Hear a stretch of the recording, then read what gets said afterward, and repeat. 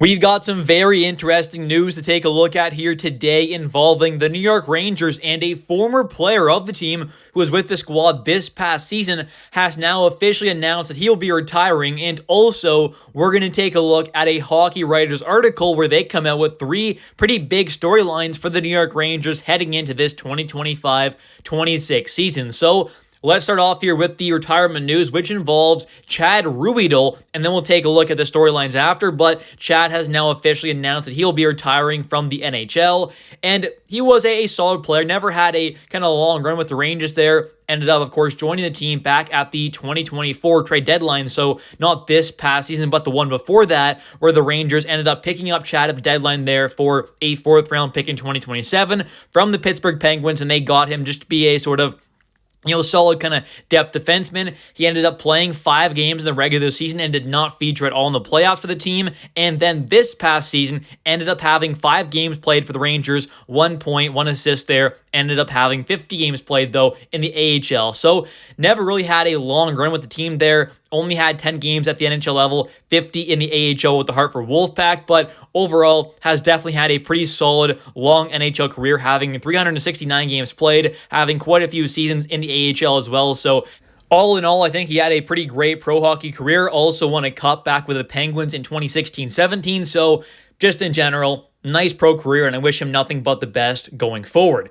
Next up here, though, let's take a look at the 3 storylines from the Hockey Writers, and the first one they have is, are the players able to put last season behind them? And that's definitely one of a few question marks with this team, or one of many question marks, I guess you could say, with this team, but this is definitely one of them. There were many players, more so than not, that kind of had a pretty bad 2024-25 season, at least compared to what they've done in past seasons. So I think overall, we obviously saw a kind of start to finish pretty disastrous season. The first kind of few games to begin things weren't too bad, but then things kind of fell off pretty quickly and things took a turn for the worst very fast. And although it was a complete disaster of a season for the most part there by the Rangers, I do think that there is hope to see this team kind of get back on track for this upcoming season with a new kind of coaching staff coming in. I think first off, that has multiple times in the past in the NHL and just sports in general, right? You get a new head coach in there, new assistants and all that kind of stuff.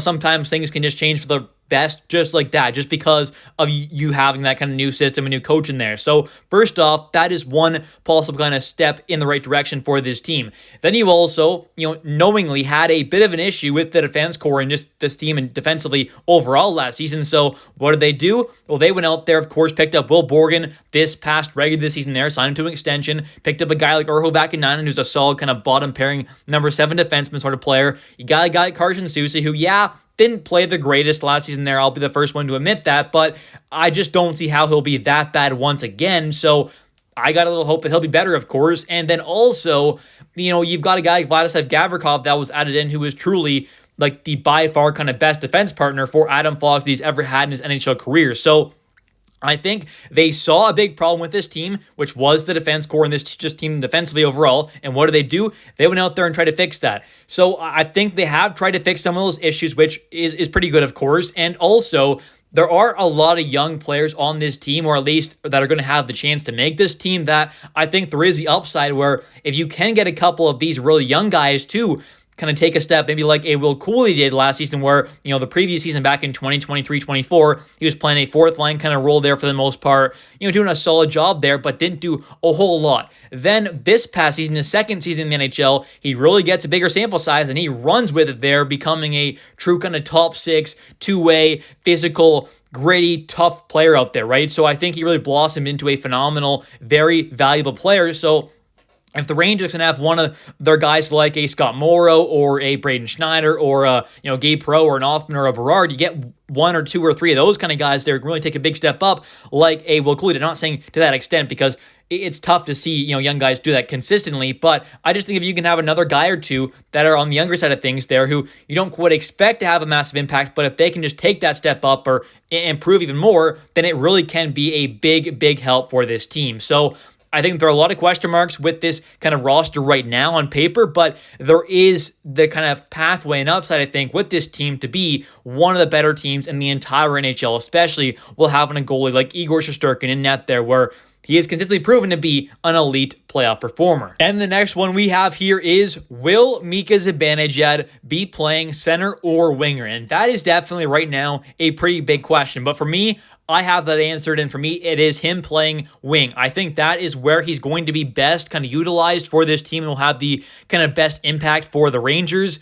What we saw from him last season when he was playing center at the beginning of last season was quite terrible. He was awful. Defensively, he was a liability at moments, and offensively, he wasn't quite bringing it. But once he did make that switch to wing, I think I did at least see him kind of take a big step up in his overall kind of impact with this team. He started to play a lot better offensively. Obviously didn't have as much of kind of responsibility to do stuff defensively. So I just think he started to play a whole lot better all around. So personally, going forward, I think that's where he's going to be best kind of to fit.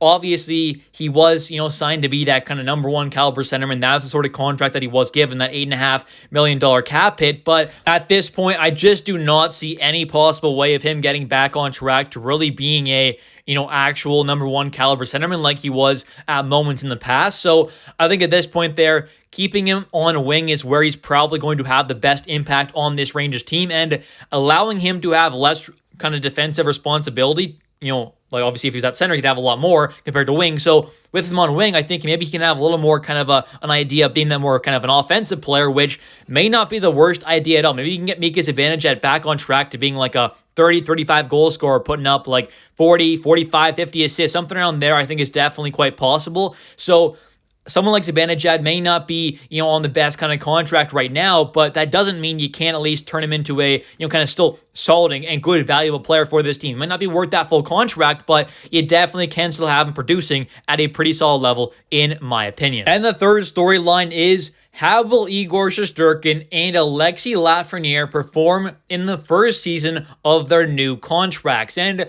that's going to be interesting. I mean, I think Igor Shesterkin is someone who has consistently kind of shown up in the playoffs, but since winning that Vezina trophy, hasn't quite had another kind of season close to that. So I think really and truly, it's kind of a question mark right now with Igor in the regular season. I still think he's going to be a good goalie, but is he going to be that Vezina caliber guy once again? I still have faith that he'll be that elite goaltender come playoff time, but will he be that kind of elite guy in the regular season and get back towards that Vezina caliber guy like he was back in 2021, 22? I still think is a bit of a question. For Alexis Lafreniere, though, he is someone who, signed that big deal, and definitely it felt like once he signed that deal, it almost felt like he got worse. So I don't know, maybe that's just in my head or something like that, but I just feel like going forward, Lafreniere really needs to kind of get back on track. But I have full faith in that. I just think, like I said, once he did sign that deal, it felt like he just started to play a bit worse, but he wasn't the only one, of course. The entire Rangers team in general was playing quite bad, so it wasn't just him, and even guys like Panarin and Trocheck had some pretty kind of down years compared to the previous season, so it's not like Lafreniere was the only one on that line. Even that, take a bit of a step back, it was the entire team pretty much, for the most part, there other than a select few guys, so I think, in general, Lafreniere is still someone who, may not be on an incredible contract, but I don't think at this point it's some kind of a horrible, disastrous kind of a deal. I think it's definitely movable, I'd imagine, and is somewhat valuable to certain teams. So I think if the Rangers want to move off that contract, they could definitely find a suitor, and there are a few teams out there that I'm sure wouldn't mind getting a guy like Lafreniere locked up on a pretty controllable kind of long-term deal. So I think his contract still has some value there. I'm not saying the Rangers are going to look to trade him away right now. They probably aren't. Maybe they are. Who knows? But I think the deal is all right. It's not as good as I was kind of hoping it would look right away, but I think there's still the chance that obviously it ends up looking like an absolute steal of a deal at some point there.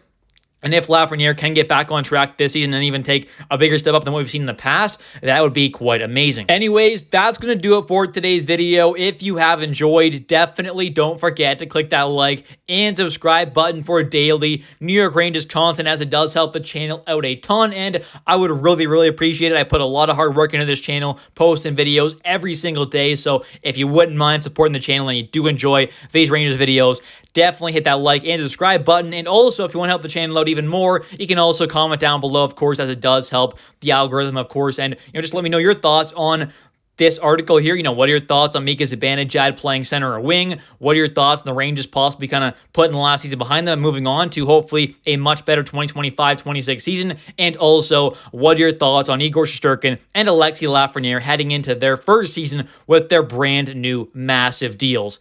Anyways, thanks for watching. I'll catch you next one, and let's go Rangers.